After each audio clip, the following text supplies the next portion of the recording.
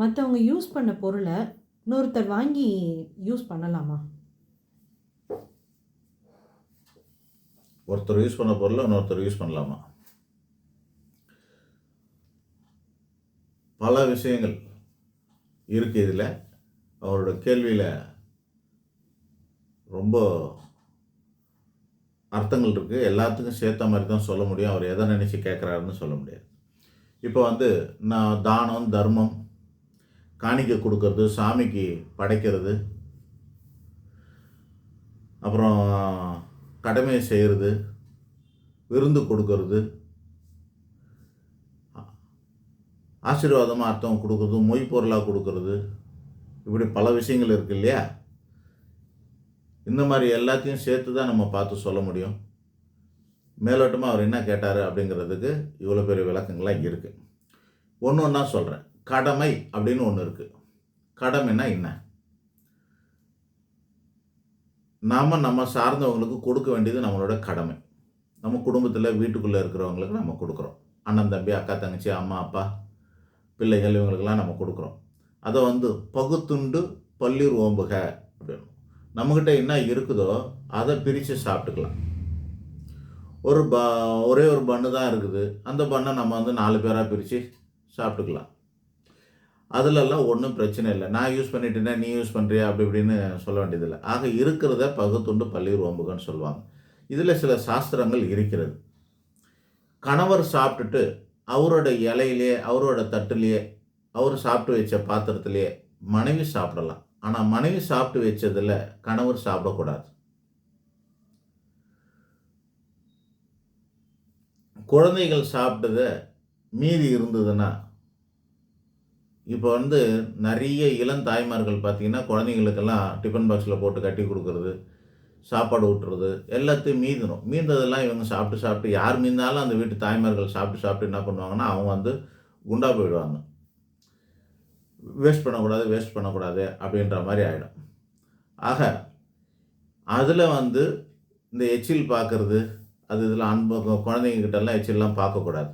அவங்க சாப்பிட்டு வச்சாலும் சரி, ஓகே. நம்ம கடிச்சிட்டு அவங்களுக்கு கொடுக்கக்கூடாது. பெரியவங்களோட எச்சில் குழந்தைங்களுக்கு போகாமல் அவங்களோட குழந்தைங்க கடிச்சு கொடுத்ததுன்னா நம்ம சாப்பிட்டுக்கலாம். அதெல்லாம் ஒன்றும் தப்பு கிடையாது.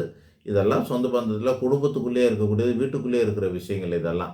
இப்போது நண்பர்களுக்குள்ளே பார்த்தீங்கன்னா, இங்கே நம்ம வீட்டில் இல்லாத சீன்லாம் போடுவாங்க. நம்ம பசங்கள்லாம் பார்த்துருப்பீங்க நீங்கள். நம்ம பிள்ளைங்களாம் வீட்டுக்குள்ளே நான் தொட்டதை நீ தொட மாட்டேன், நீ தொட்டதை நான் தொட மாட்டேன்னுவாங்க. அப்புறம் பார்த்தா வெளியில் போய் பர்த்டே பார்ட்டிட்டு ஒரு கேக்கை 10 பேர் கடிப்பாங்க. பார்த்துருப்பீங்க நீங்கள். அங்கெல்லாம் எப்படி இது? ஆக்சுவலி நட்பெனில் நஞ்சாயினும் உண்பான் நனி நாகரிகன்னு சொல்லணும்.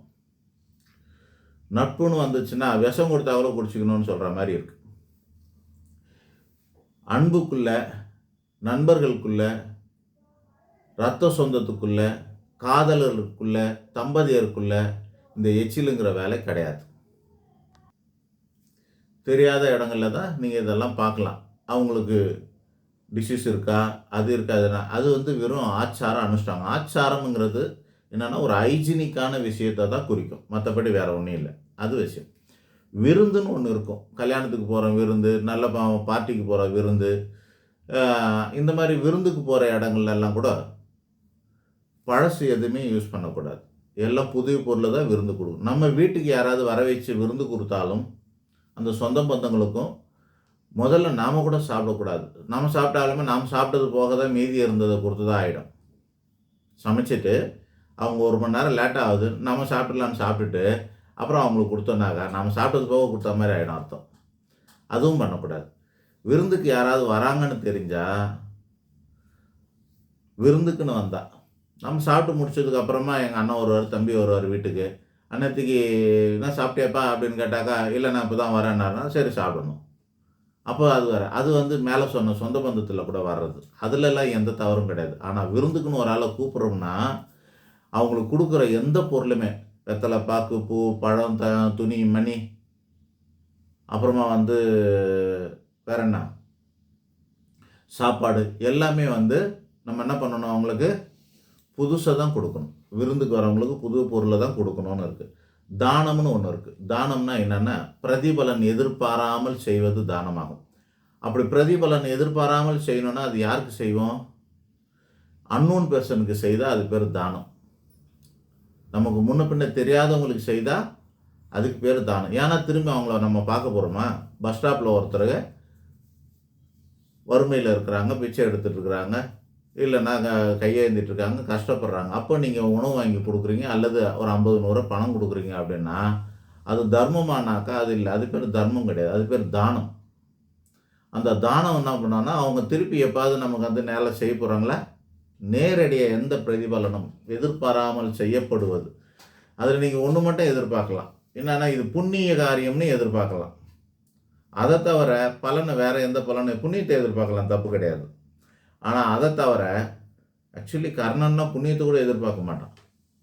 ஸோ அதை தவிர மற்றவங்களாம் எதையுமே எதிர்பார்க்காம செய்கிறது பேர் அன்னோன் பெர்சன் அப்படின்னு சொல்லக்கூடியவங்களுக்கு செய்யக்கூடியது எல்லாமே என்ன கொடுத்தாலும் சரி, தானம் பண்ணால் அது சாப்பாடு கொடுத்தாலும் சரி, பணமாக கொடுத்தாலும் சரி, தங்கமாக கொடுத்தாலும் சரி, பொருளாக கொடுத்தாலும் சரி, அல்லது அதை வந்து துணிமணி கொடுத்தாலும் சரி.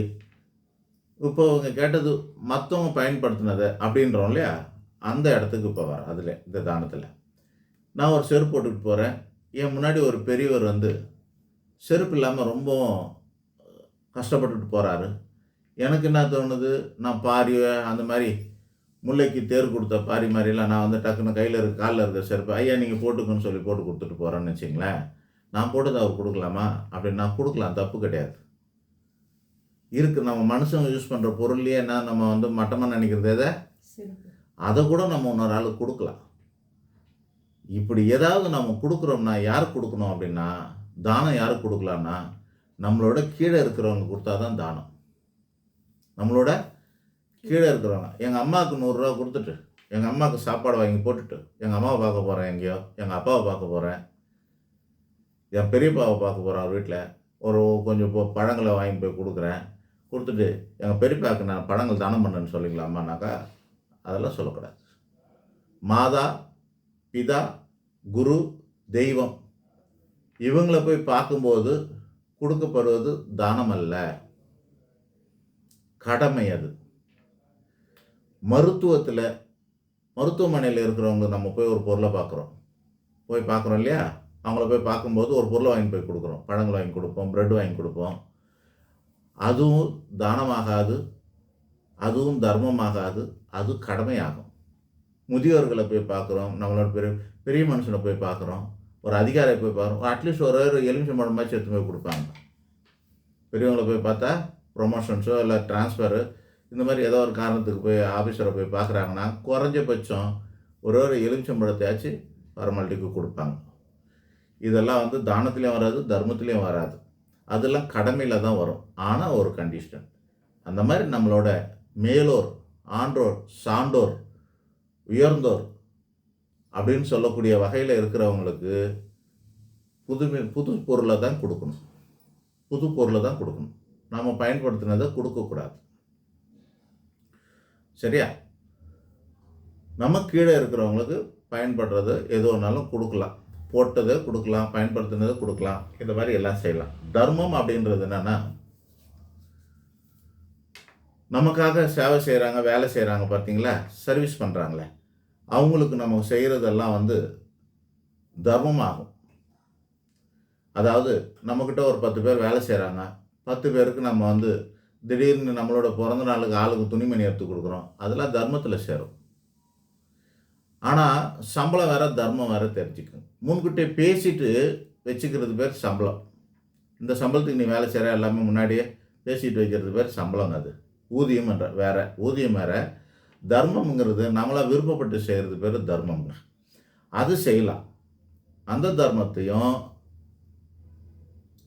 பழசும் கொடுக்கலாம், புதுசும் கொடுக்கலாம். யாருக்கு? நமக்கு வேண்டியவங்களுக்கு, சேவை செஞ்சவங்களுக்கு. இல்லை இப்போ நம்ம வந்து நீங்கள் கார்ப்பரேஷன்லேருந்து சாலையிலெல்லாம் வந்து குப்பைகளெல்லாம் கலெக்ட் பண்ணிட்டு போகிறாங்க இல்லையா, அவங்களுக்கு நீங்கள் என்ன வந்து பேசியிருக்குமா, நம்ம சம்பளம் பேசியிருக்கிறோமா? என்ன கிடையாது. ஆனால் அவங்க நமக்கு சேவை செய்கிறாங்க. அவங்களுக்கு அங்கே குறைஞ்சபட்சம் ஒரு 6000 ரூபா 7000 ரூபா அந்த மாதிரி ரொம்ப சின்ன சம்பளம் வாங்கிட்டு இருக்கிறாங்க. அவங்களுக்கு அது போதாது. அந்த சம்பளத்தை வச்சு அவங்க ஒன்றுமே பண்ண முடியாது. வீட்டுக்கு ஆளுக்கு 20 30 ரூபா 50 ரூபான்னு கொடுத்தா தான் அவங்களுக்கு ஏதாவது அவங்களும் நம்மளை மாதிரி வாழ முடியும். ஸோ அந்த மாதிரி ஆளுங்க தீபாவளிக்கு, பொங்கலுக்குன்னு நீங்கள் ஏதாவது ஒரு 50, 100 ரூபா குடுக்குறீங்க அப்படின்னா, துணிமணி குடுக்கலாம், பணம் குடுக்குறோம், பழங்கள் கூட நம்ம வீட்ல இருக்கிறத குடுக்குறோம். அது புதுசாவும் குடுக்கலாம், பழசாவும் குடுக்கலாம். தவறு கிடையாது. அதே டைம்ல அது தானமாகாது. ஏன்னா, அவரு உங்களுக்கு சர்வீஸ் பண்றவர். புரியுதா? ஆனா, அவங்கள போஷிக்க வேண்டியது நம்மளுடைய பொறுப்பு. அவங்களையும் நம்மள மாரி நல்லா இருக்கணும்னு நெனச்சு, அவங்களுக்கு செய்ய வேண்டியது நம்மளோட கடமையாகும். புரியுதா? இந்த தர்மம்ங்கிறது என்னான்னு தெரிஞ்சு போச்சு. காணிக்கைங்கிறது என்னன்னா, மாதா, பிதா, குரு தெய்வங்களுக்கு குடுக்குறது காணிக்கையாகும். இந்த காணிக்கைகள் பழசாக இருக்கக்கூடாது. நம்ம அணிவித்தது, நம்ம பயன்படுத்தியத குடுக்கக்கூடாது. புதுசா தான் இருக்கணும். புதிய பொருளாக தான் இருக்கணும். ஒருவேளை விலை உயர்ந்த பொருட்கள குடுக்குறோம், காணிக்கையா குடுக்குறோம்னாக்கா, அது பவித்திரம் பண்ணி குடுக்கணும். இப்போ நான் ஒரு செயின் போட்டிருக்கிறேன். எங்க அப்பாவுக்கு குடுக்கணும்னு ஆசைப்படுறேன்னா, அல்லது என் குருநாதருக்கு குடுக்கணும்னா, அந்த செயின என்ன பண்ணணும்னா, தண்ணீல போட்டு முக்கி எடுத்து குடுக்கணும். நீங்க ஒரு இந்த சொர்ணாபிஷேகம்லாம் பண்றோம்ன்னு சொல்லுவாங்க கோயிலுங்களெல்லாம். தெரியுமா? அபிஷேகம்லாம் முடிச்சுட்டு சாமிக்கு நகைலாம் போடுவாங்க. நம்மகிட்டலாம் கூட வாங்கி போடுவாங்க. ஆனா எல்லாமே ஒரு சொம்புல தண்ணி வச்சுட்டு, அந்த தண்ணிக்குள்ள போட்டு எடுத்து தான் சாமிக்கெல்லாம் அலங்காரம் பண்ணுவாங்க. பண்ணிட்டு திருப்பி நம்மகிட்டயே குடுத்துருவாங்க. திருப்பி நம்மகிட்டயே குடுக்குறதுக்கே பவித்திரம் பண்ணி தான் போடணும். புரியுதா? இந்த மாரியும் இருக்கு. சில பவித்திரம் பண்ண முடிஞ்சதுல அந்த மாரி பண்ணணும். அப்புறம் சாமிக்கு வைக்கிற அந்த நெய்வேத்தியம் மற்றும் காணிக்கைகள், அத சாமிக்கு வைக்கிற படையல்கள், பொருளு எல்லாமே புதுசா தான் இருக்கும். ஒரு துணி வஸ்திரம் வாங்கி குடுக்குறோம். புது வஸ்திரம் தான் குடுக்கணும் சாமிக்கு. பழசு குடுக்க முடியாது. யாருக்கெல்லாம்? குரு, மாதா, பிதா, குரு தெய்வங்களுக்கு புதுசா குடுக்குறது தான் நல்லது. ஆண்டவர், சான்றோர், மேலோருக்கு எல்லாமே புதுசா தான் குடுக்கணும். பழச குடுக்கக்கூடாது அப்படின்னு நம்ம தெரிஞ்சுக்கலாம். இப்போ இ இதெல்லாம் குடுக்குறத பத்தி சொல்றோம். வாங்குறத பத்தி சொல்லலாமா? யார்கிட்ட இருந்தெல்லாம் வாங்கலாம்? நமக்கு கீழ இருக்கிறவங்க கிட்ட வாங்கக்கூடாது. பொருளாதாரத்தில நமக்கு கீழ இருக்கிறவங்க கிட்ட சில பேர் அல்பத்தனமா கேட்டு கூட வாங்குவாங்க. எனக்கு அது கூட என்ன? நீ தான் அவ்வளோ வச்சிருக்கிற. இவங்க வீட்ல ஒரு 1000 புடவ வச்சிருப்பாங்க. ஆனா, இன்னொருத்தர் வீட்ல அவங்க சொந்த பந்தங்க வீட்ல, ஃப்ரெண்டு வீட்ல ஒரு 30 புடவ தான் இருக்கும், 40 புடவ தான் இருக்குன்னா, அதுலேருந்து ஒண்ணு குடுன்னு கேட்பாங்க. இந்த மாரிலாம் ஆள் இருக்காங்க. நம்மளோட கீழ இருக்கிறவங்ககிட்ட நம்ம வாங்கக்கூடாது. ஒண்ணு தெரிஞ்சுக்கங்க. அடுத்தது, பெருமைக்காக சில பொருள் நம்ம பயன்படுத்தலாம். கௌரவத்துக்கு, ஆசீர்வாதமாலாம் இருக்கும். தீபாவளி, பொங்கல் இந்த மாரி டைம்லலாம் அம்மா, அப்பாலாம் நமக்கு பணம் குடுத்தாங்கன்னா, அதெல்லாம் நம்ம ஆசீர்வாதமா வாங்கி பத்திரப்படுத்தி வச்சுக்கணும். ரூ. 100 குடுக்குறாங்க, ரூ. 1000 குடுக்குறாங்க, ரூ. 500 குடுக்குறாங்கன்னா வாங்கி பத்திரப்படுத்தி வச்சுக்கணும். இந்த பணத்தெல்லாம் எப்போ செலவு பண்ணலாம் அப்படின்னா, நாளைக்கு கேக் ஷாப்ல போய் கேக் சாப்பிடுறது, பிஸ்ஸா சாப்பிடுறது அதுக்கெல்லாம் பயன்படுத்தக்கூடாது. அந்த பணங்கள வச்சுட்டு சுபகாரியத்துக்கு, குழந்தைக்கு ஃபீஸ் கட்டப் போறேன். இந்த காச எடுத்து போய் வச்சு ஃபீஸ் கட்டுங்க. புரியுதா? நாளைக்கு அடிக்கல் நாட்டப் போறோம். ஒரு வீடு வாங்க போறேன். ரிஜிஸ்ட்ரேஷன் பண்ண போறேன். இந்த பணத்த அதில சேர்த்து வச்சு குடுத்து அட்வான்ஸ் குடுங்க. இந்த மாரி சுபகாரியத்துக்கு பயன்படுத்துறதுக்காக அந்த பணம்லாம் நீங்க சேர்த்து வைக்கலாம். யாரெல்லாம் பெரியவங்க குடுக்குற காசெல்லாம் நம்ம அந்த மாரி ஆசீர்வாதமா குடுக்குறோம். அது பேரு ஆசீர்வாதமா குடுக்குறது. புரியுதா? அந்த ஆசீர்வாதமா குடுக்குற காசுகள நம்ம சேர்த்து வச்சு, பணத்தெல்லாம் சேர்த்து வச்சு நம்ம நல்ல காரியங்களுக்கு பயன்படுத்தலாம் அப்படின்னு அர்த்தம். பெருமைக்கு சிலது பயன்படுத்தலாம். அதுவும் வாங்கலாம். அடுத்தவங்க யூஸ் பண்ணது.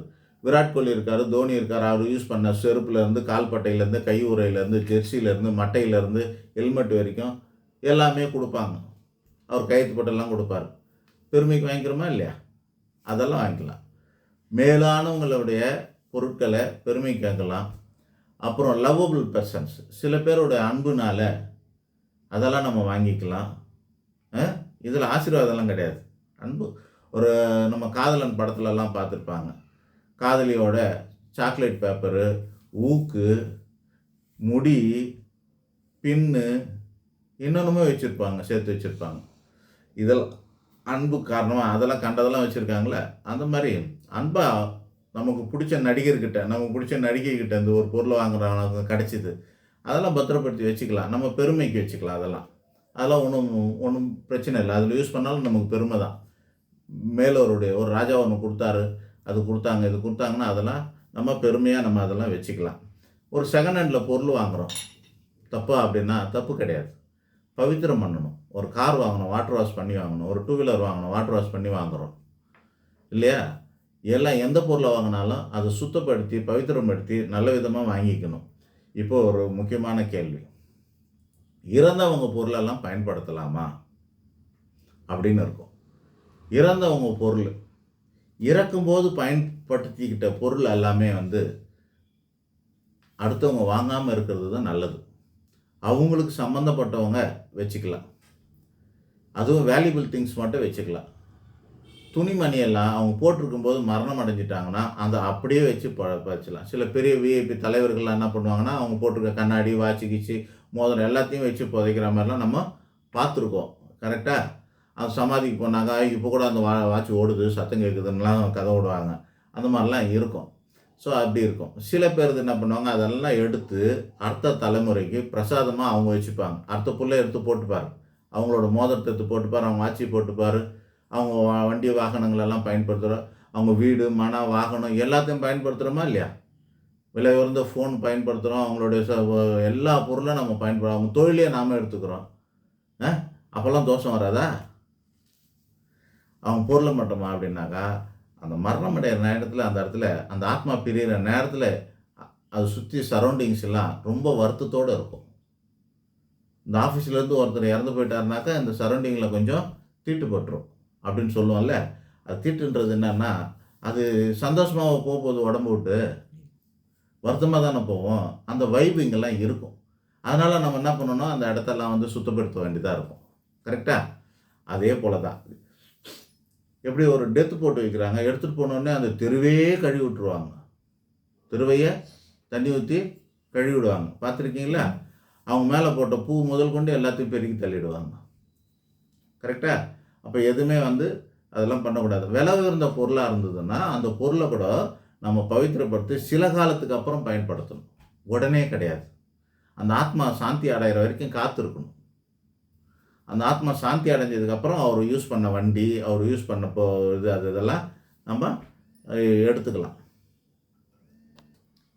இப்போ இறந்தவங்க யூஸ் பண்ணாத புது துணி இருக்கும் இல்லையா? அவங்களுக்குன்னு வாங்கின துணி இருக்கும். அவங்க இறந்த உடனே அதை யூஸ் பண்ணலாமா? தண்ணிக்கு தோஷம் இல்லை. எல்லாமே துவைச்சி வச்சுட்டான்னு தொந்தரவு கிடையாது. எல்லாம் யூஸ் பண்ண அந்த டெத் ஆன நேரத்தில் போட்டிருந்தாங்க இல்லையா, உயிர் பிரிய நேரத்தில் உபயோகப்படுத்தினது தான் அதிகமாக தோஷம் இருக்காது.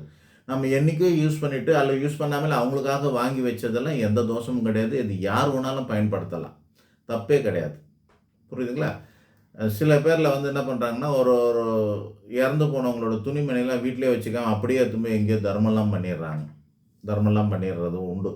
அது எடுத்துக்கிறாங்க. ஆனால் அது துவைச்சி எடுத்து போய் கொடுக்கணும். துவைக்காமல் வைக்கிறாரு. அதை பவித்திரம் பண்ணாமல் அடுத்த ஆளுக்கு எதுவுமே கொடுக்கக்கூடாது.